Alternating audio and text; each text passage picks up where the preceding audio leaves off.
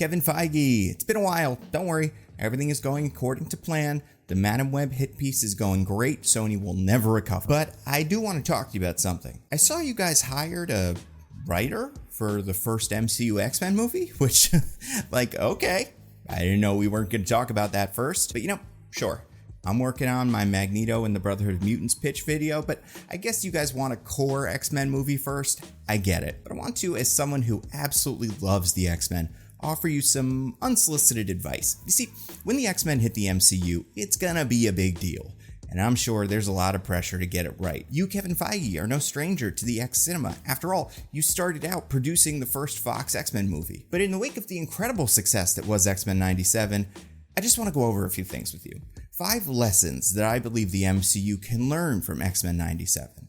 Alright, number 1, you gotta make the mutants sexy. In the 32 movies and like 12 shows in the Marvel Cinematic Universe, when was the last time you remember 2 characters actually feeling like they were just about to rip each other's clothes off? Again, they don't need to do it, they just need to seem like it. Because there are plenty of times where characters kiss or even have sex in the MCU. Hell, I don't know, minute 9 of the MCU is Tony rolling off of bed with Christine Everhart. We're not pretending these characters are celibate. There are, I would say, 2 genuine moments of, oh, okay, in the MCU. One is She-Hulk flirting with Daredevil, that's good, and the other is the Wenwu Ying Li fight. But for every one of those, there are several of these.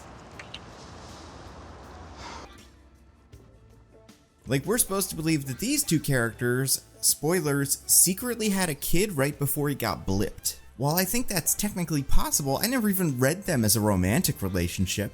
Hell, they showed us an Eternals sex scene and that still didn't work. And those are the Eternals. In the essay, Everyone's Beautiful and No One is Horny, Raquel S. Benedict writes, for the most part though, today's cinema hunks are never nudes. The Marvel Cinematic Universe is strictly PG-13, as one expects from a Disney product, and even in the DC universe, there's very little of human sexuality. Cape fans' demands for more mature superheroes always mean more graphic violence, but not more sex. They panicked over Dr. Manhattan's blue penis in Watchmen, and they still haven't forgiven Joel Schumacher for putting nipples on the Batsuit. Now, I would say that was true, but I think for me and some other fans, it's become clear that they need to go in the other direction. Man, this doesn't all have to be the same sort of energy. Peter can have dopey teenage boy love for MJ, sex with the Hulk can be played as a joke, but like, just once, give me the...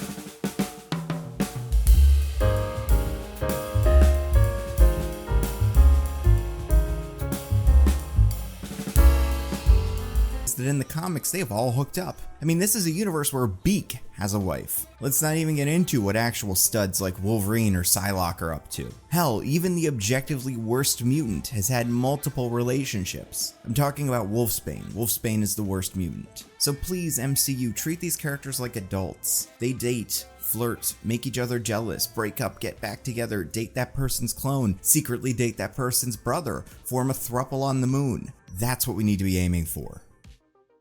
Number 2, do power signatures. I've been banging on about this one forever, but it needs to be said. In fact, I already mentioned it in my shilling for Phase 4 video, but this is especially important when the X-Men show up. The original X-Men movies are obviously perfect, but they do have one flaw.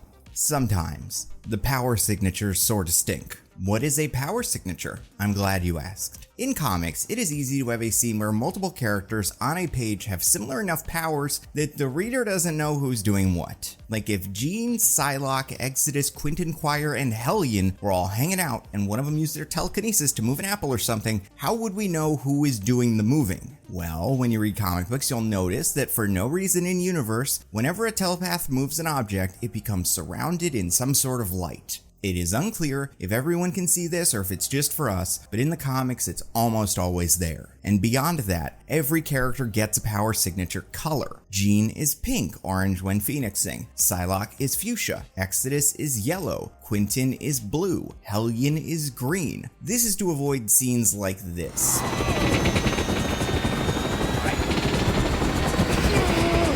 Look at all those windy mimes. It's pretty embarrassing. Now sure, realism. But also, man moving metal with his mind. So no, screw realism. And when you give up on realism, you get to do cool shit like this.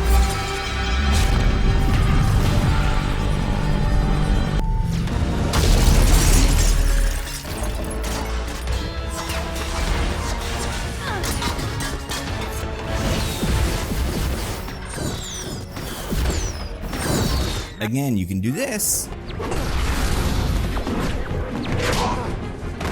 Or this.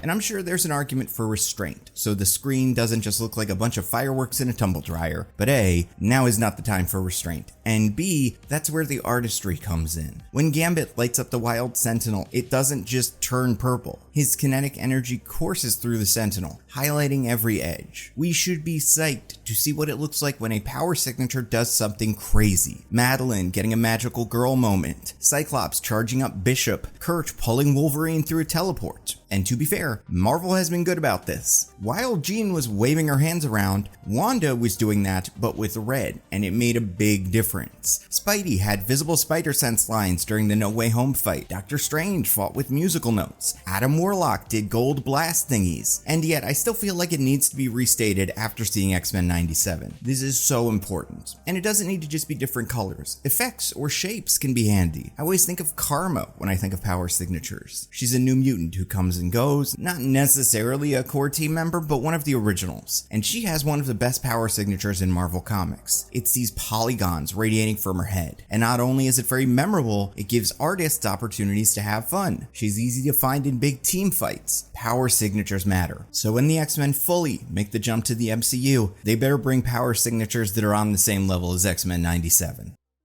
Now number 3 to 5 are character specific. Starting with number 3, Cyclops is cool. And dumb.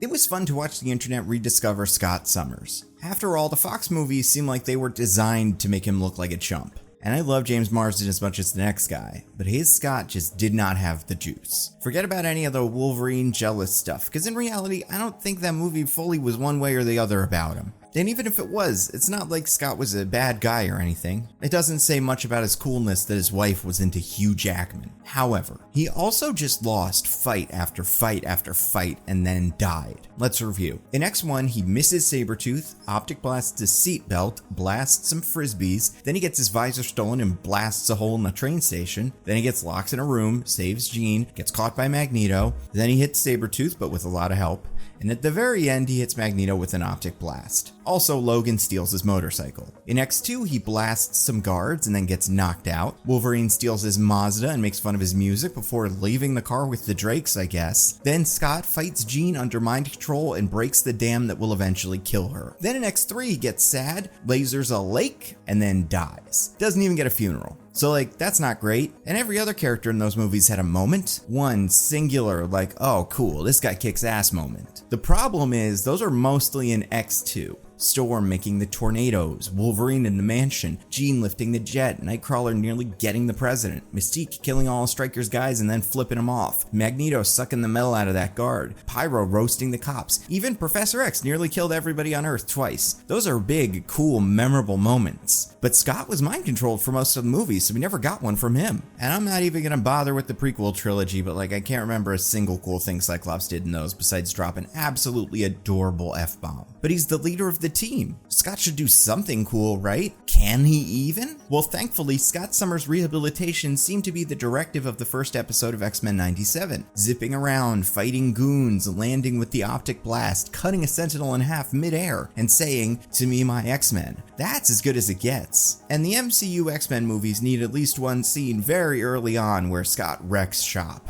But, very important, Scott is also a loser. And he does plenty of dumb stuff. Like in episode 3, he says, "I'm not gonna be like my father and abandon my son." And then less than a minute later, he's like, "I'm leaving my son." Scott is not the perfect guy. He might be an amazing leader, but when it comes to being a person, he makes tons of mistakes. That's why he's so compelling. Scott Summers is not Steve Rogers. He's frequently wrong, but he figures things out eventually. So yeah, when Scott shows up in the MCU, he needs to kick some serious ass and then go home and make some really dumb mistakes that everyone can see coming but him, because that's why we love him. Next, number 4, less Vereen is more Vereen. This is an easy one, and to be fair, I think Marvel gets this. I think this Deadpool and Wolverine and then maybe Secret Wars is a genuine send-off to the idea that Wolverine is the most important person that's ever lived and also tall. Don't get me wrong, I love Hugh Jackman, but Wolverine is a position player. Sure, he can be the focus of stories, and in a world where the original X-Men movies had a more balanced team, I can see Origins Wolverine and Wolverine in Japan feeling like no-brainers. We love this guy, we want to see more. But the gravity of Hugh Jackman's washboard abs, and I cannot stress this enough, 6'3" of height, turned Wolverine into the X center of the X universe. So like, don't do that. Give Wolverine a supporting role. Maybe don't even include him in the first movie. Let Scott and Jean do their own thing, and then in the sequel, hey look, it's this hunky dangerous short Canadian who Jean and canonically Scott, sorry editorial, both want to sleep with. If we wanted to figure out a way to take action on this, I'd say make it so Wolverine has about as much screen time as either Gambit or Nightcrawler. Treat him like one of the B-listers who just happened to be around for this mission and not a core team member. Or give him as much attention as Spider-Man got in Civil War. That's the balance I think we need. And finally, number 5, Jean Grey does not need to be Phoenix to be interesting. I don't want to blame anyone here, not even Simon Kinberg, writer of X-Men The Last Stand and writer-director of Dark Phoenix. After all, the plan for The Last Stand was originally very different from what we got. It was written as a three-way fight between the X-Men, Brotherhood, and the Hellfire Club over Jean Grey, who would fully become the Phoenix. And after a couple of directors and writers left, Kinberg and X2 writer Zach Penn merged their scripts, which were rewritten again. And then a different director came on who didn't really know much about the characters. So maybe Kinberg originally had the best Dark Phoenix script you could possibly write, but after it went through an incredibly chaotic development cycle, how could the movie not be a mess? And Dark Phoenix, listen, it's not good. But again, the plan seemed to have the Hellfire Club want to track down Jean, if you believe the concept art. And I'm sure the fall of the Fox X-Men universe led to this being rewritten a handful of times too. And the film shifted in the cosmic direction, probably at least partially due to the success of the MCU's Guardians of the Galaxy and a perceived audience appetite for less grounded comic book adaptations, which is a good instinct. But again, chaos led to Dark Phoenix also thoroughly not working as an adaptation of that story. But in the meantime, the general public was getting a message.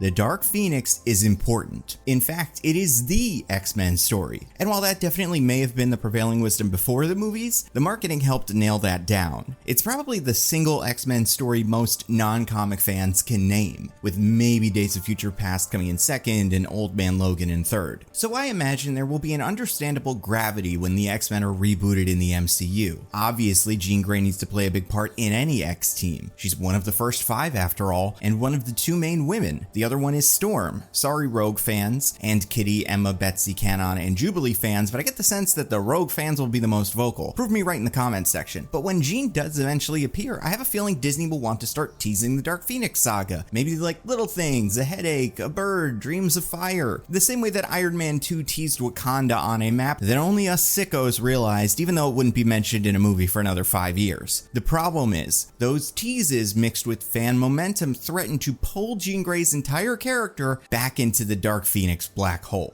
But you may say, well, what's Jean Grey supposed to do in a movie like this? She's the Phoenix. Becoming the avatar of a space force is the most interesting thing she's ever done. She doesn't work without it. Well, Strawman? Look to 97. They were able to do what no X-Men movie ever was. Tell the story with Jean Grey after the Dark Phoenix storyline was complete. So what does Jean Grey do when the Phoenix is not in play? Is there anything for her to do? Apparently yes. Like here's 3 things. 1. Jean's sort of kid comes back from the future to prevent a disaster. 2. Jean finds Cyclops cheating and loses her shit. 3. Jean has a dominatrixy clone that creates a literal hell on Earth. Like yeah.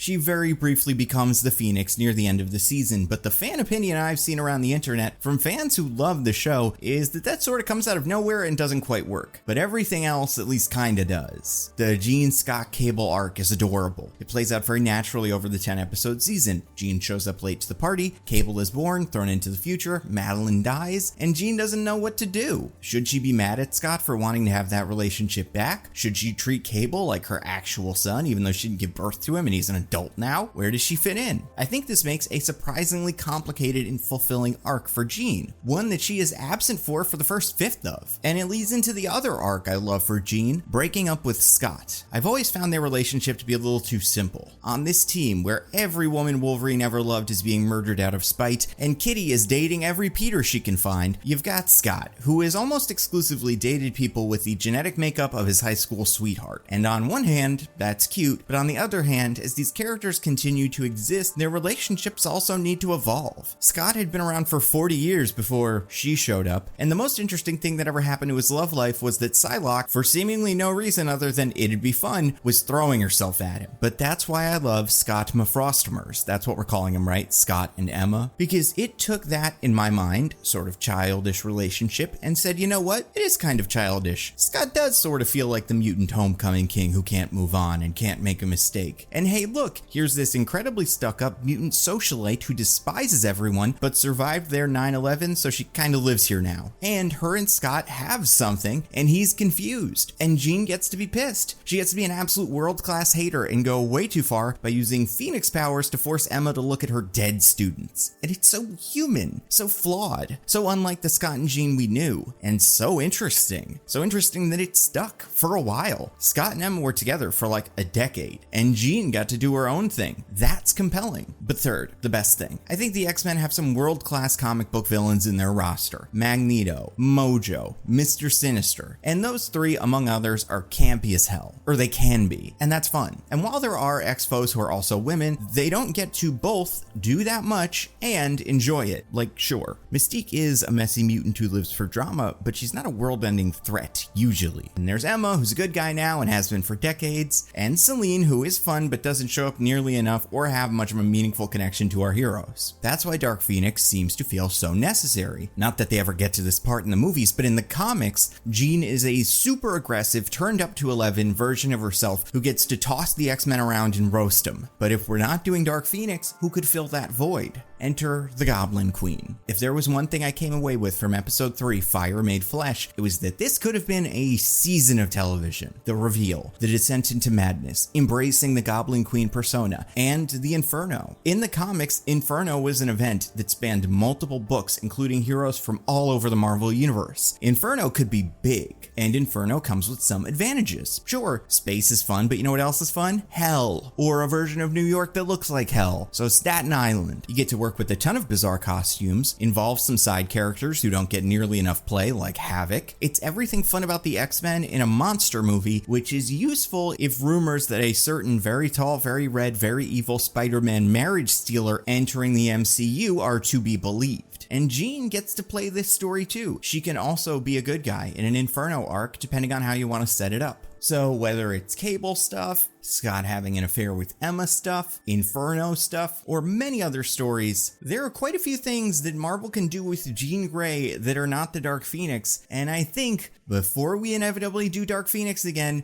we should probably touch on one of those other ones, because it can work. So Kevin, that's just 5 things that the MCU can learn from the successes of X-Men 97, and also give Strong Guy at least one line, maybe 2, maybe 3, maybe make him the main character of the movie, but they did one, and that was a good start.